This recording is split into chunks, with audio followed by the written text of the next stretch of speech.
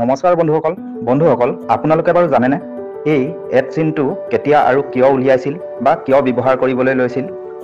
এই এড চিনটো ক'ত থাকে, ক'ত পোৱা যায়, এই সমূহৰ বিষয়ে নকলেও আপোনালোকে নিশ্চয় জানে বা চিনি পায়, নহয় জানো? আৰু এইটো কথাও সকলোৱে নিশ্চয় জানে যে এই চিনটো যিকোনো মেইলৰ লগত সংযোগ কৰি মেইলটো সম্পূৰ্ণ কৰা হয়। ইয়াৰ উপৰিও ইয়াক বিভিন্ন ছ'চিয়েল মিডিয়াৰ প্লেটফৰ্মত ব্যৱহাৰ কৰা হয়। এনেবোৰ কাৰণতে হয়তো বহুতে বৰ্তমান আধুনিক যুগত এই এড চিনটো মেইল বা অন্য ছ'চিয়েল মিডিয়াত ব্যৱহাৰ কৰিবৰ বাবে উলিয়াইছিল বুলি ধাৰণা কৰে।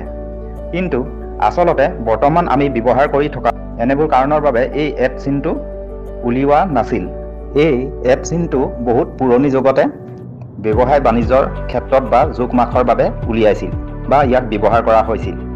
তথ্য অনুসৰি 1600 শতিকাৰ পৰাই এই এড চিনটো ব্যৱহাৰ কৰি আহিছে বুলি জনা যায়। সেই সময়ত আৰবীসকলে 25 পাউণ্ডক এক এড বা AR ৰূপ বুলি গণনা কৰিছিল। ভিডিঅ'টোৰ স্ক্ৰীনত পুৰণি ইতিহাসৰ পাতত উপলব্ধ থকা ফটো দুখনমান দাঙি ধৰা হৈছে। এতিয়া জানি থওক সামাজিক মাধ্যমত বা মেইলত এই চিনটো কেতিয়াৰ পৰা ব্যৱহাৰ কৰি অহা হৈছে। আধুনিক যুগত ই মেইলত পোনপ্ৰথমে ব্যৱহাৰ কৰিছিল ৰে টমলিনছন নামৰ এজন কম্পিউটাৰ বিজ্ঞানীয়ে।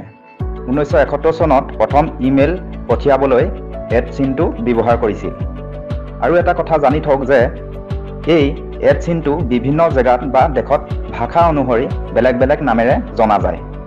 ক'ত কি ভাষা অনুসৰি কি নামেৰে জনা যায় তাৰ তথ্য লিষ্টখন ভিডিঅ'টো স্ক্ৰীনত দেখুওৱা হৈছে।